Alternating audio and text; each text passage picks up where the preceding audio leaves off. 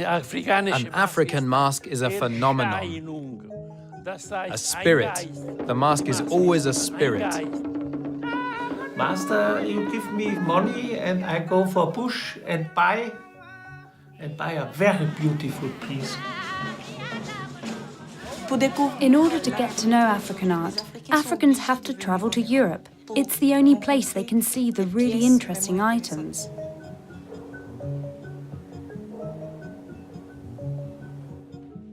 I don't have any money on me. My wealth consists of my collection. These sculptures are a disease. Sometimes it gets too much for me, too full. The collection is a lot of work.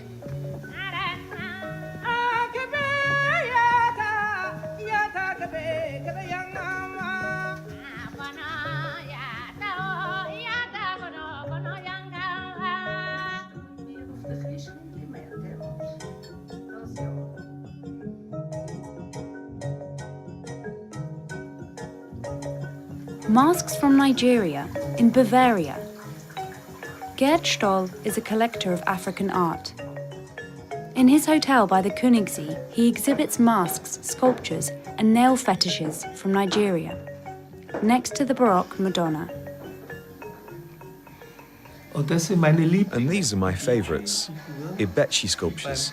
They were made after the death of twins, because the Yoruba believe that the souls of twins were inseparable. Collectors like the hotelier Stoll make every sacrifice for their collection. A collector will often be driven into ruin because he desperately wants to obtain a certain piece.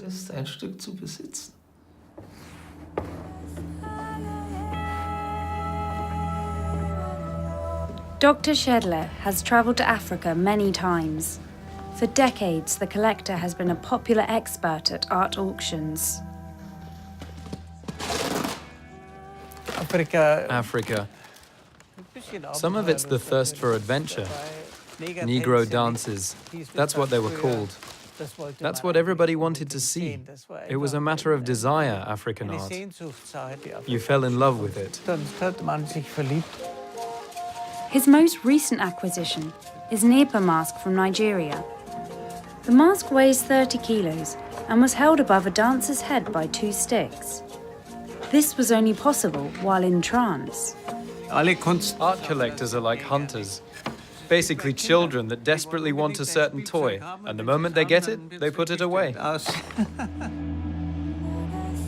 A gallery in the heart of Zurich specialises in antique sculptures and traditional masks from Africa, enriching everyday life with images of fascinating, distant places. Collecting art is a status symbol, though antique art from Africa promises more than that. People long for this native, black, old and extinct continent. Distant places and the unknown, the darkness and the magic. Once you know why people collect the art, a cunning tradesman will use this knowledge to his advantage and provide the customer with the appropriate selling points. A catalogue suddenly gains importance. An origin is added.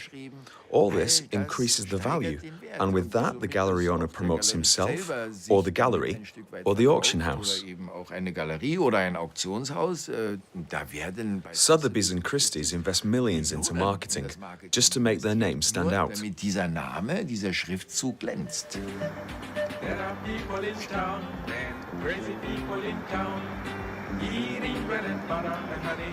Brussels.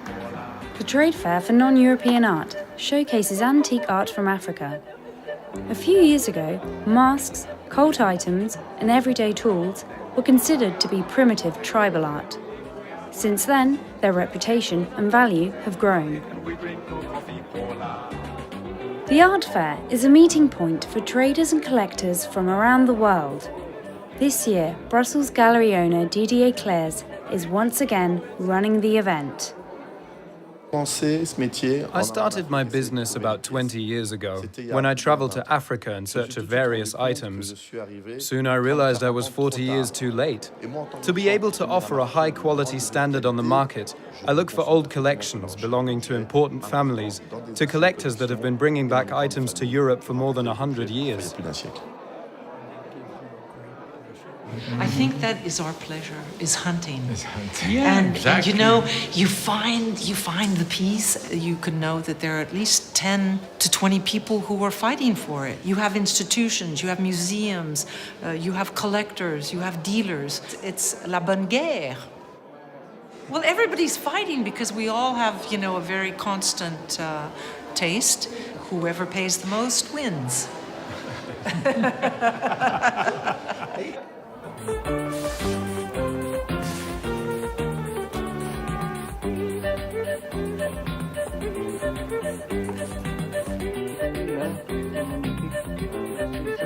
Carl Friedrich Schedler was a collector, and like many others, he became a dealer and an expert. A middleman approaches him. The masks are in his suitcase, and he's hoping for a good deal. But the experienced Schedler is skeptical. There's nothing left in Africa. It was bled dry more than 20 years ago. Of course, you could go down there for a few months and plow through the bushes. You might even find a mask, but the good ones are already in Europe or America.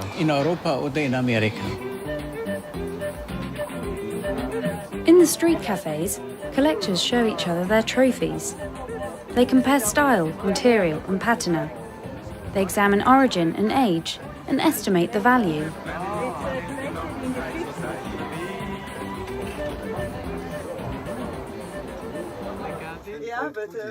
Zakaria Konandu has travelled to the trade fair in Brussels from Cameroon. He's meeting collector Anita Schroeder from Munich in a hotel room where Zakaria has spread out his treasures. Yeah, but it's a late style. But the expert isn't making business easy for him. It's very old, but it's not a masterpiece, but it's interesting. And I would say 8 to 10,000 maybe. I give you for 4,000. For 4,000, okay? In a gallery, maybe it could be more. That's down. Down, yeah. It's Also, very old now. you think very old? Very old. Yeah, but this style, I don't know. See, very old. My intuition is that this also not so old. I'm sorry. No?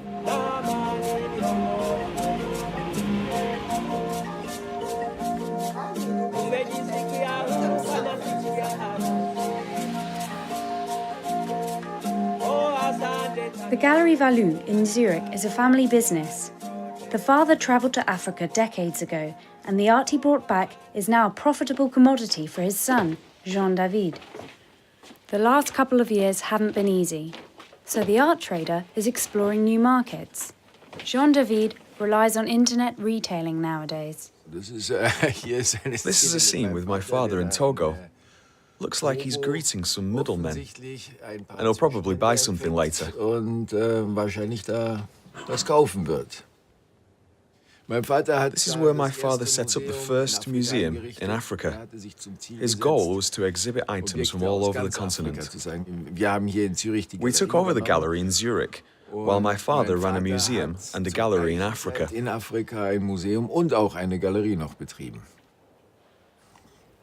Ah, very nice. This was a swimming pool that extended to the bedroom.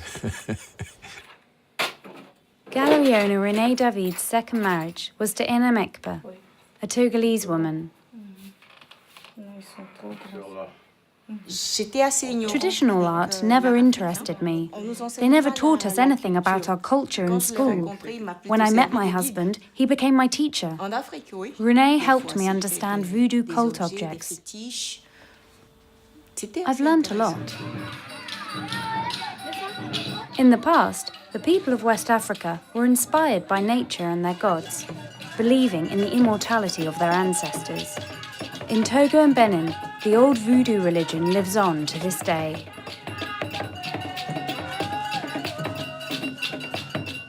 concernant les objets, I didn't know about the cult items.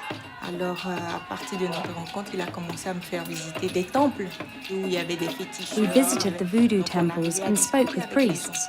He was initiated and familiar with the voodoo rites. Dans ce milieu-là.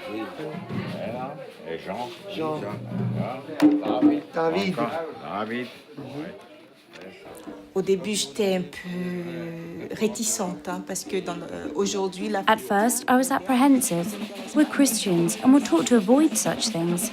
Comme on est chrétien aujourd'hui et tout ça, on nous apprend les... René showed me to respect these items. Grâce à lui, j'ai pu garder une certaine ouverture au niveau de l'esprit et puis j'ai pu admirer certaines choses et c'était magnifique. The couple has been living in Togo for decades, and they know how to present themselves. Inam David is a businesswoman. The trade in Togo is flourishing, and there are no strict regulations on the import of art from neighbouring countries. The capital is a hub. Although according to international laws, the items would not be allowed to cross borders. It is estimated that nearly 1 million people in Africa live off manufacturing and trading carvings and masks, skillfully crafted replicas and simple copies included. Saliu Sariki is the manager of the market in Lomé. He can hardly show any local work because the business thrives on contraband from Nigeria, Benin and Mali. There are about 600 art dealers, most of them from Nigeria.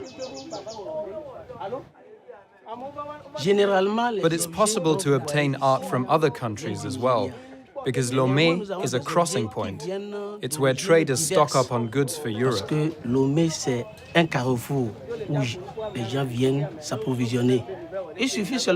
You only have to declare the things you want to export, but it's forbidden to export human skulls. If they catch you doing that, you will be arrested and punished. The market for fetishes in Lomé. Gerd Kiesi, a photographer and collector from Tyrol, has been living here for 50 years. Long before I even owned a decent mattress, I was collecting sculptures in my flat. In 1964, I was working at Albert Schweitzer's hospital and was introduced to African art for the first time. Das erste Mal in meinem Leben in Kontakt gekommen bin mit afrikanischer Kunst. Und die Motivation I found these items to be so exciting and beautiful that I wanted to own them. I wanted to live with these objects. Haben möchte. Ich möchte mit diesen Dingen leben.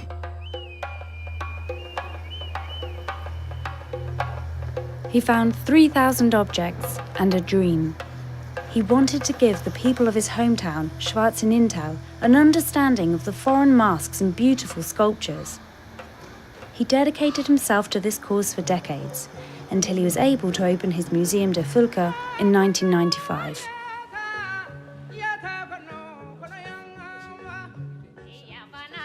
In the first years, the reactions in Tyrol towards African treasures were mixed. But Gerd Kiesi stayed true to his mission.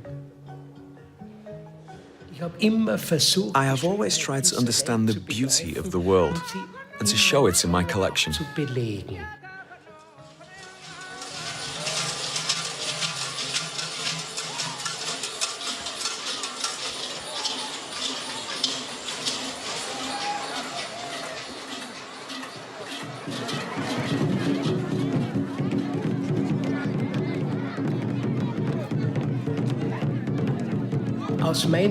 In my opinion, there are no differences between mask cults worldwide. People in the countryside live in dreading fear of nature. They battle nature in its hostile form constantly. This used to be the case in Tyrol and is still partly the case in Africa.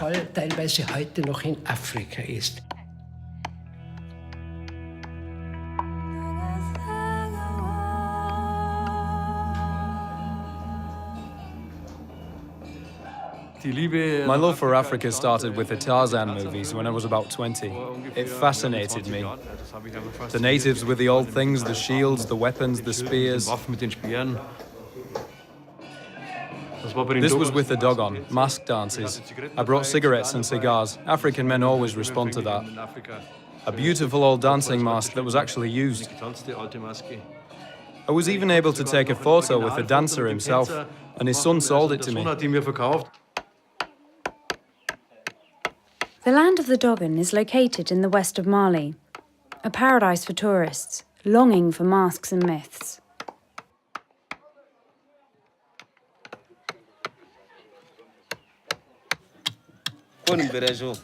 We draw our inspiration from sacred objects and the tradition.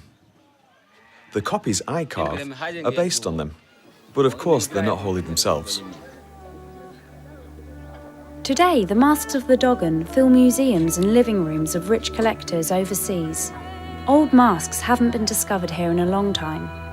Entire villages live off carving masks for foreigners. But the village elders still know how to differentiate between junk and the heritage of their ancestors.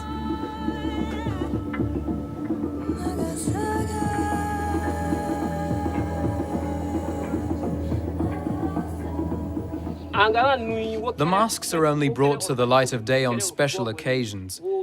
When our senior priest dies, the masks are used for dancing at his funeral for 5 to 10 days, just like our ancestors taught us.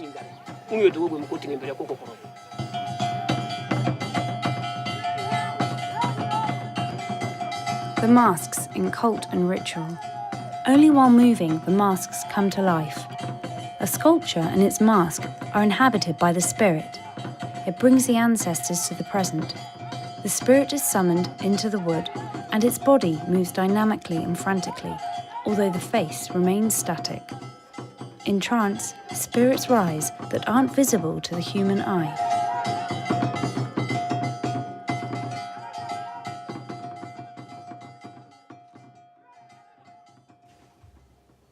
What remains in the museum is only a dead fragment of the actual mask. Only the upper layer is visible. The substance and netting underneath are missing, and the dancing fever and the trance are gone. Masks in ritual, on the other hand, can make ancestors speak and give advice for the future.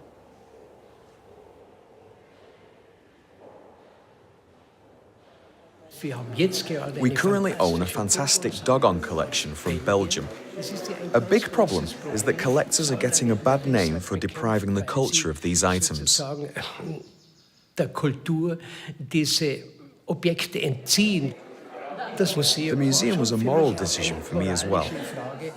I wanted other people to participate in the message such a collection can spread.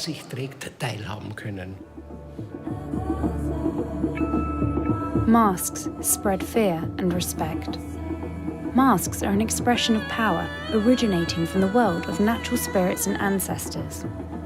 In many parts of Africa, people lived without clothes before the Islamic and Christian missionaries arrived. Only the chosen ones wore masks. They were a symbol of power.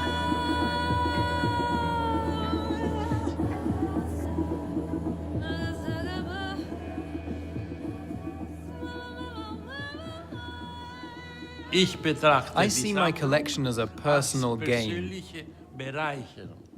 Art is often a form of disorientation. To live somewhere else where you don't actually live. A person that lives somewhere else in his or her head needs the unusual, the foreign. I always stayed here and never traveled to Africa, but in my head I've always been in Africa. I need this so-called disorientation. For me, it's a different country. In some way, a country of miracles. Wunderland.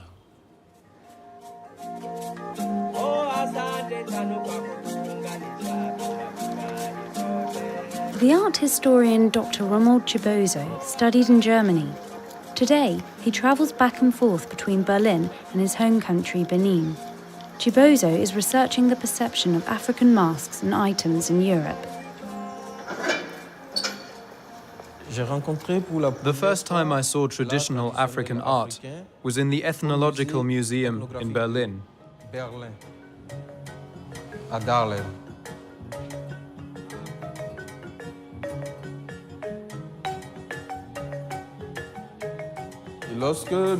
When we were young, we were forbidden to get too close to these kind of objects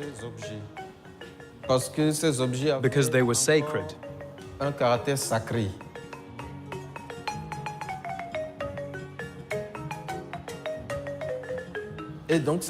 We were afraid to get near them, so we didn't have the chance to appreciate their value. On ne pouvait pas apprécier leur qualité.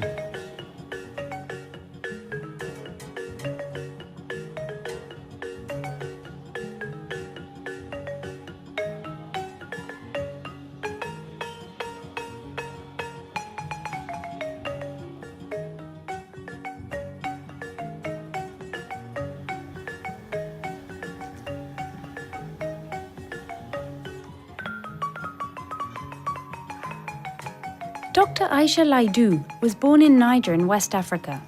She spent half of her life studying in Germany and earning her PhD. In Berlin, she rediscovered the cultural treasures of Africa. Of course you see some art as a child. That's just part of life over there. We mostly don't see it as art, but as our way of life, our tradition, and our culture. What's the art doing in these museums? Why are they being exhibited here and not in Africa? You can't say that African art is entirely decolonized.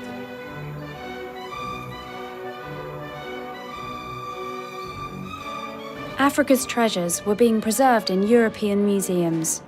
100 years ago, traders and scientists brought fetishes, cultural and everyday items to Europe from the colonies. Often, they considered themselves saviours. They believed they were saving the items from decay in Africa. Not only nature, but mainly the invasion of civilization had endangered old cults and their sacred items.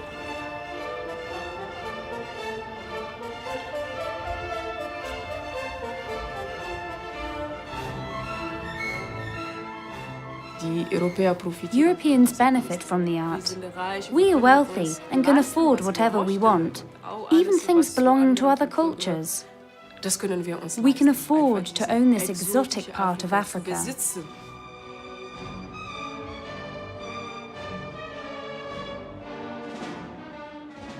All the significant masks have left Africa. Africa itself doesn't own any originals anymore. Véritablement de masques originels. Donc, les Africains, if Africans want to see traditional African art, they can only do so through the Western portrayal and presentation. De l'Occident.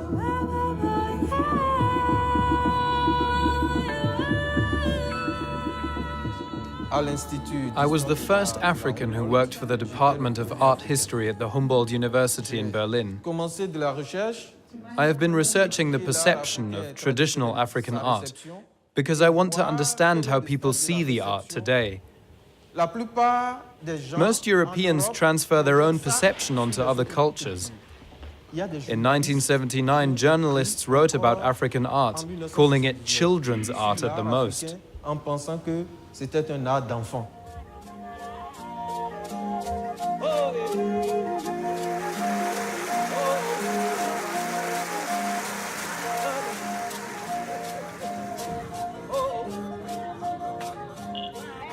Romuald Chibozo in a village in his home country, Benin.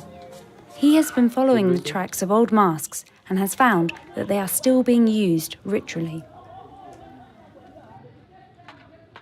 In the countryside, people still keep simple but important masks. But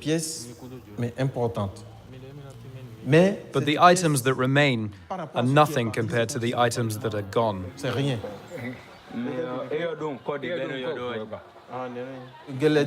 Gelede is a mask dance of the Yoruba. The head of this mask represents the way the people in this village perceive their environment and how their environment is controlled. Les Yoruba perçoivent le monde. Comment est-ce que le monde est régi? Many collectors only consider masks that have been used in a ritual to be genuine. 120 years ago, cultural scientists from Europe had taken away these symbols of old beliefs. Museums were created to store the African treasures. I was told that a temple in Benin was for sale. Apparently, the family that maintained the cult and owned the temple had converted to Islam. In ihrer Gesamtheit zum Islam übergetreten ist. Und der Marabu, And Marabu, an Islamic missionary, was asking them to sell or burn their old costumes. Actually, he said they had to burn them. hat eigentlich gesagt, sie müssen sie verbrennen. The family heard there was someone who might buy the costumes, and that's how they came into my possession. Sind diese Kostüme zu mir gekommen. Auch christliche Missionare. Likewise, Christian missionaries attempted to destroy Africa's cultural assets, because any form of art, especially with a ritual connection, is part of African identity. It's obvious that the older the masks are, the more interesting they appear, because you get the feeling you can experience your own history and culture through them.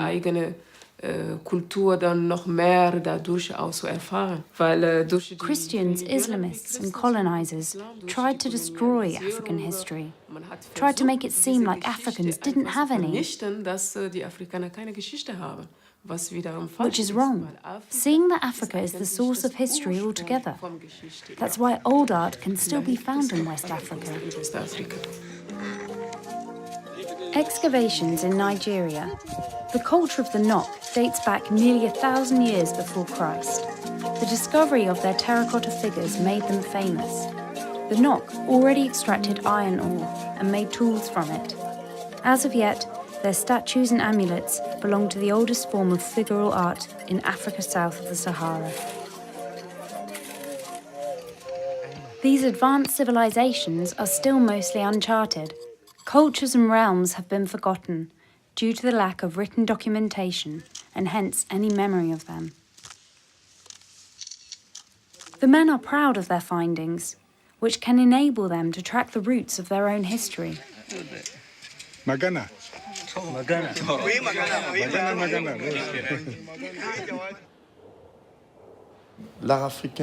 African art is proof of an advanced civilization.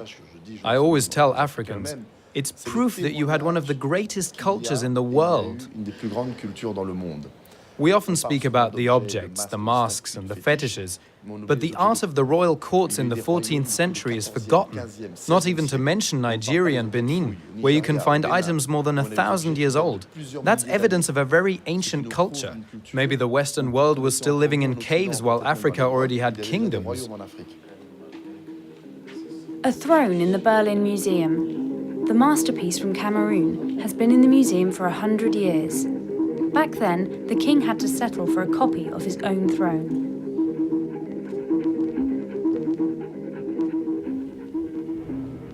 The German emperor and the king of the Bemoon, Sultan Joya. His kingdom was assigned to the German colony of Cameroon. Only a couple of years later, the Germans deprived the king of his throne. There is also the old art that was brought to Europe by the colonial masters. These things are still here. They are missing in Africa. They're pieces of African history. The conquerors were deeply impressed by the craftsmanship of the Bemoon. Museum directors in Berlin and Leipzig raved about the king's throne, Mandu Yenu. Pressured by the colonial administration, Njoya agreed to consider the throne a gift to the emperor. The throne was moved to the museum in Berlin, and the Sultan was given a mechanical orchestrion in return. Today, his grandson, Mubomba Njoya, sits on the replica from the colonial days. Over there you can see my grandfather's actual throne. My kingdom is 600 years old. You can't simply erase 600 years with a stroke of a pen.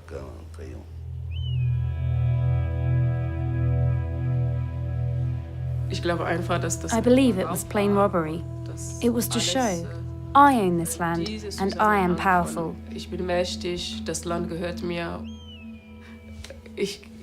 For me, it was colonization in its purest form, and that's undeniable.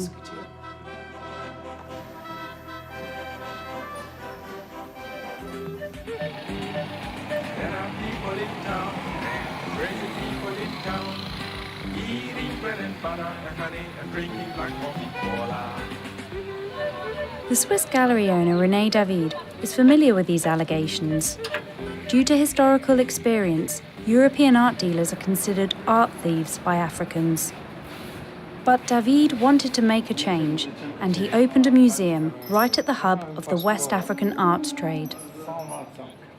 René David really is a man with a great passion for art. He loves African art. He'd probably devour it. And suddenly Mr. David had opened a museum.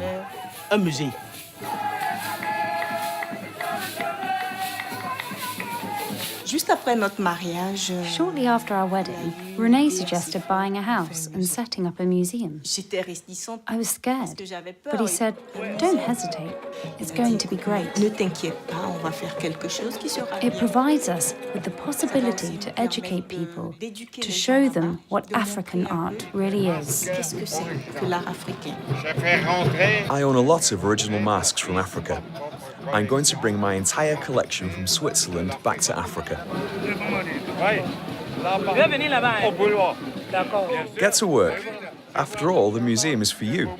It's for Africans and not for tourists.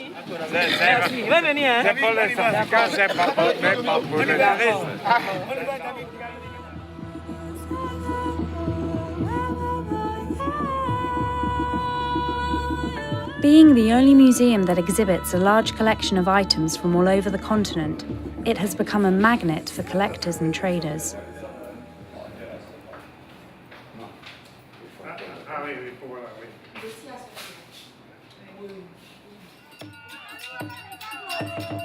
In the villages in Togo, the voodoo belief still lives on.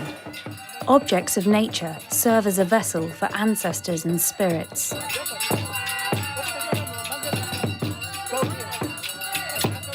The Swiss dealer René David was a welcome guest. For the villagers, the sacred items present a connection to their own ancestors. The voodoo priest is an oracle, therapist, and confidant for the most intimate concerns. His tools are very sought after by traveling dealers. I've been on many shopping trips. For a single object, you have to hit the road 5 times. We travel to Benin, Ghana, and Burkina Faso. If you want to purchase decent items, you have to travel a lot. And for something really good, you sometimes even have to risk your life.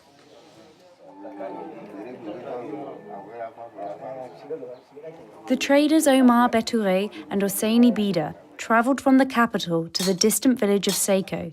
They specialise in sacred items. The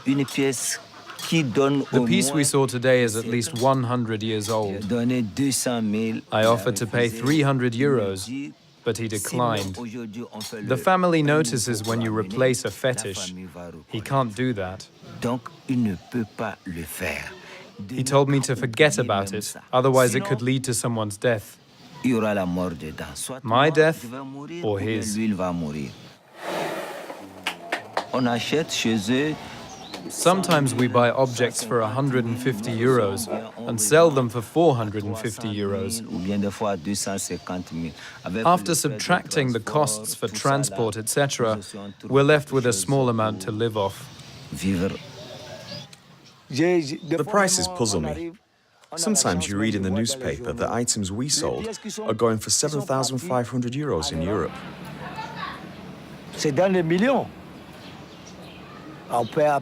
Fetishes and objects that you can purchase here for about 1,500 euros can easily be sold for 200 times that amount in Europe.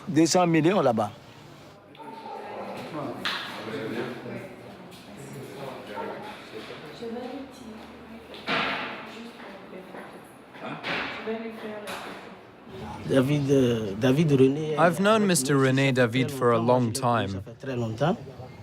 And I also know Mr. Casey, who has been living here with us for quite some time. Occasionally he leaves, but he always comes back. He's a good man and he buys our items. He isn't complicated. He's a very nice man. Gert Casey is an expert on the scene. Traders like him organise transport across the borders, often bypassing the export regulations of neighbouring countries. Real or fake, people fear Casey's experienced eye. Is that your warehouse? You have a lot of things. Here, look at my ibechi from the Yoruba. Are these originals or are they fake? They're in between. That's an interesting answer. I can learn something from you.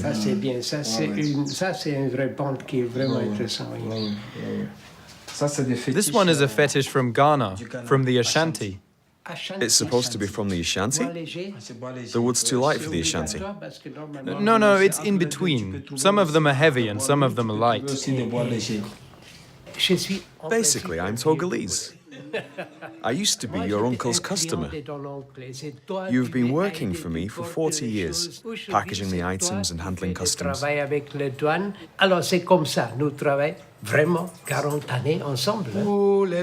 How do you carry on trade with Nigeria? You can't just leave the country. You have to take forbidden paths to bring the goods to Lomé. Avant de faire entrer les choses à Lomé.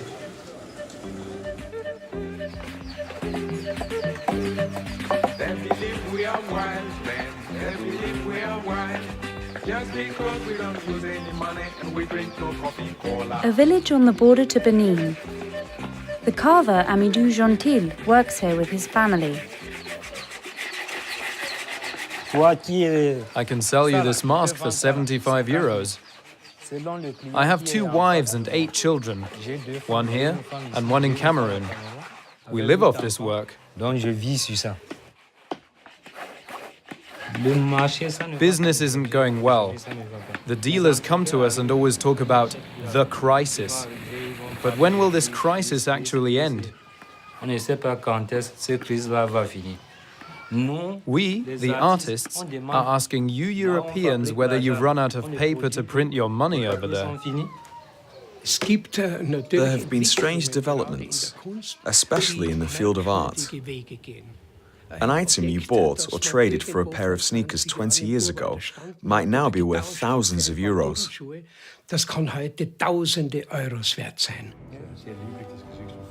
Every collector has his trusted dealer. Kurt Wagner from Munich has built a friendly business relationship with the gallery owner Jean David. The auction expert advises his customer before the auctions. There are a lot of tricks. This one is worth about 2,000 to 3,000 euros. I can't buy everything, so what do you need? What do I need? But you do know that that's forbidden. There have been auctions where I was sitting at the back, while a friend of mine was bidding at the front. And when I coughed, he would put his hand down. And the dealer in Africa tells me that if he sells me the objects for 100 euros, I can resell it for 1,000 euros. And I say the same thing. When I make 1,000, Sotheby's makes 10,000. The spiritual feeling that the carver has imbued into the figure transcends any categorization of African art or Fang sculpture. It gives the sculpture a kind of universal presence, which any lover of art can immediately recognize.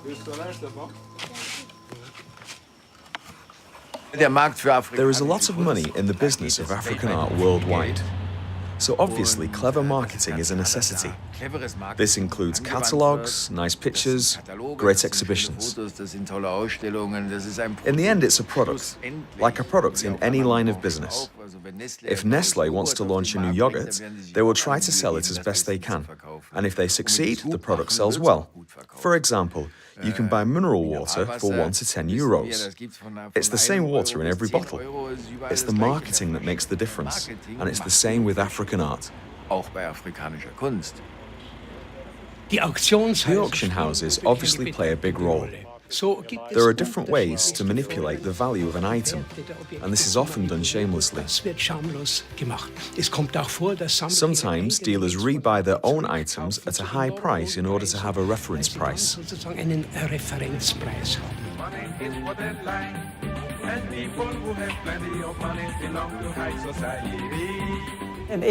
An authentic piece has to really catch your eye.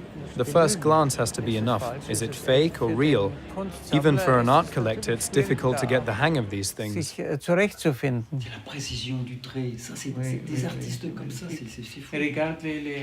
Les scarifications. Vous avez vu comme c'est régulier?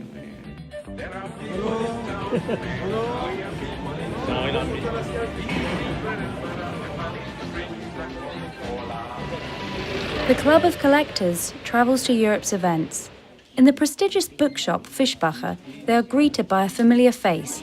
Heinrich Schweitzer is head of the African department at Sotheby's in New York and has just released a book about the splendid collection of a rich American. Visions of Grace also depicts the origin of the sculptures and masks.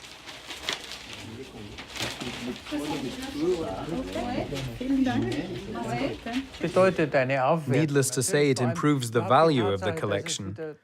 The fact that it is shown in a book makes it a famous collection. And it was written by Schweitzer. Everybody is interested in it. Sotheby's is interested because its name appears in it, and because the boss wrote it. The collectors are interested because their items are made public, and that raises the price of the collection.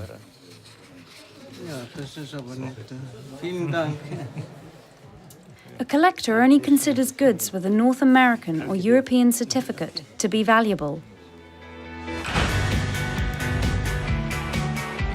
I'm thinking about Sotheby's or Christie's. These are stock-based companies. They make a turnover of 10 billion. The companies are backed by stockholders who probably don't even care about the art. Maybe the employees put in a lot of effort, but the shareholders want to see a profit. That's the number. That's 10 billion earned with art, and that's only the amount they officially declare. The people up there don't mess around. They take it damn seriously. They don't think it's funny.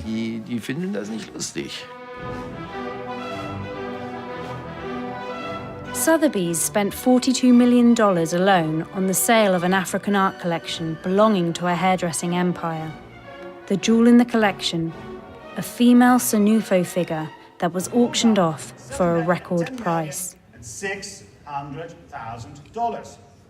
10,600,000. The ancient sculptures of the Nok were once extremely expensive. The collection of terracotta busts is Gert Kesey's pride and joy. When the Nok were discovered, it became a sensation. However, years later, the market was flooded with Nok figures, and as a result, the value decreased. These sculptures are all broken when they are found. There is a lot of confusion, which you can only understand if you know the excavation circumstances. It's a politically restricted area, if you will. Half a century ago, the United Nations established rules to regulate the exportation and theft of art. But the illegal traffic across the borders of Nigeria and Togo has not ceased as a result of this. They dig holes and collect the broken pieces. You might find the hand, while someone else finds the body, and yet another person finds the arms and legs. Afterwards, you take the individual pieces to a restorer, and he combines the pieces in order to complete the sculpture. There was a very famous sculpture that was fantastic and had great artistic value. After a couple of years, it completely changed color, so it became noticeable that it had been altered a lot. Ultimately, it's fairly easy to do so.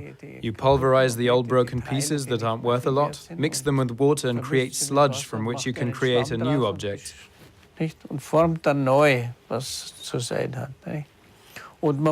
Obviously, you have to support the structure somehow. X-rays can help you detect if the sculpture contains iron or wood. lässt sich dann natürlich leicht feststellen. Via a CT scan, layer by layer is revealed. The expert can then determine the age of the materials used and detect patchwork.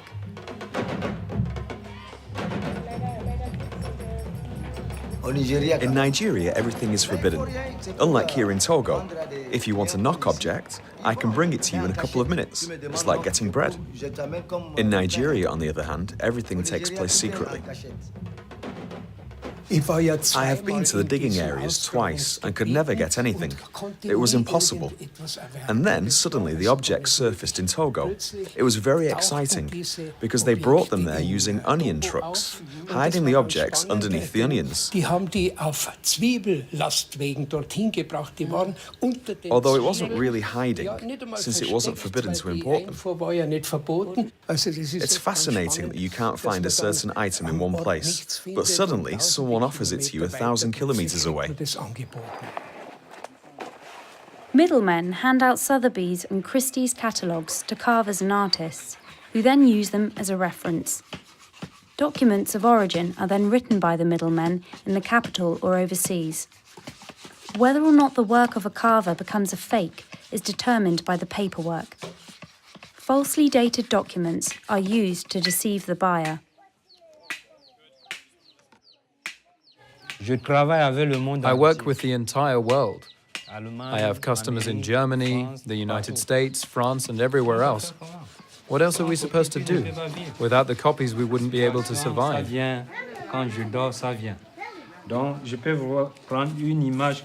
The ideas come to me at night. I take a photo from the catalogue.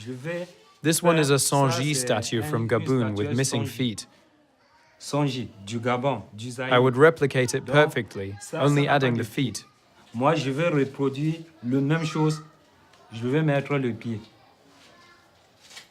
the statue surfaces on the market, I can prove that it is not the same one.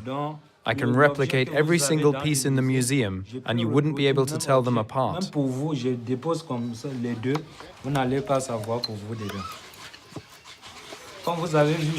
My chickens help me with the patina.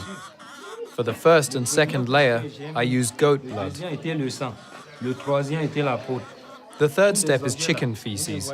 You saw the chickens, right? It goes on top of the objects, and the whole thing is left to dry in the sun.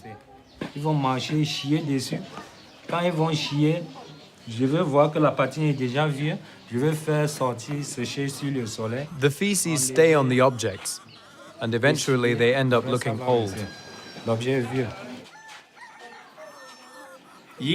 Every collector, no matter how much of an expert he is, has fallen for a replica before. I can't name a single one that hasn't. It's happened to me before. I bought an object with great excitement and then realized a month later that I'd been conned.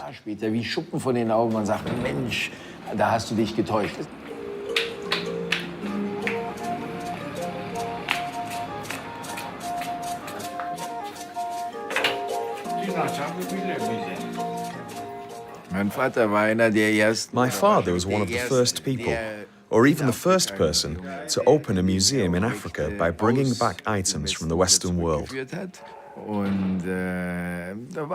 It was great dedication on his part.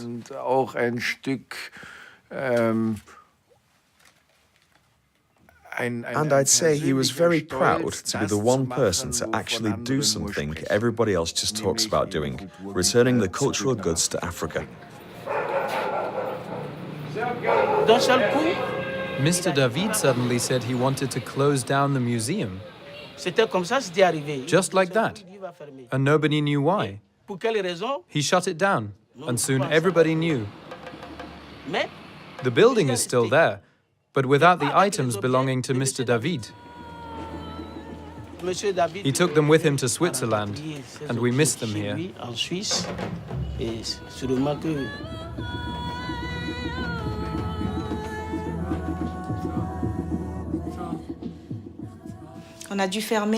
We had to close down the museum due to health reasons.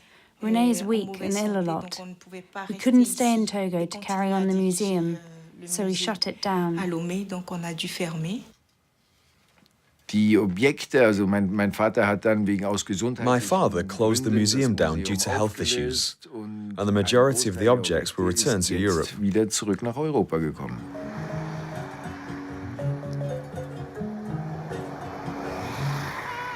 Old masters discovered. An exhibition in Bonn's art gallery exhibits masks from workshops on the Ivory Coast. Finally, visitors realise that old African art is not simply random tribal art. These artists have their own handwriting and names. The colonial point of view starts to expand. Gewand, das fehlt, die Kapuze, die dazugehört. Sie sehen die Löcher noch, aber die Bestandteile des Masken. Nevertheless, whether something is beautiful or of good quality and high value, this is still determined by the Western art market. Many schools and shops emerged in Africa that allow us to admire the art today. But the most important masks have left their home.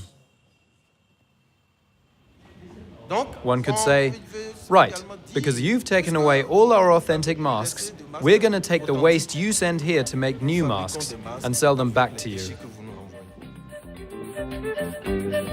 There are people in town, and we are people in town, eating bread and butter and honey, drinking black coffee cola.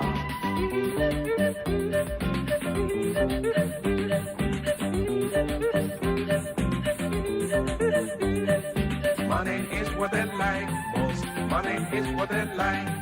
And people who have plenty of money belong to high society.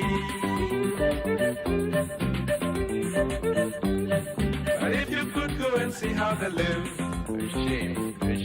then you'd discover how savage they are, so much wilder than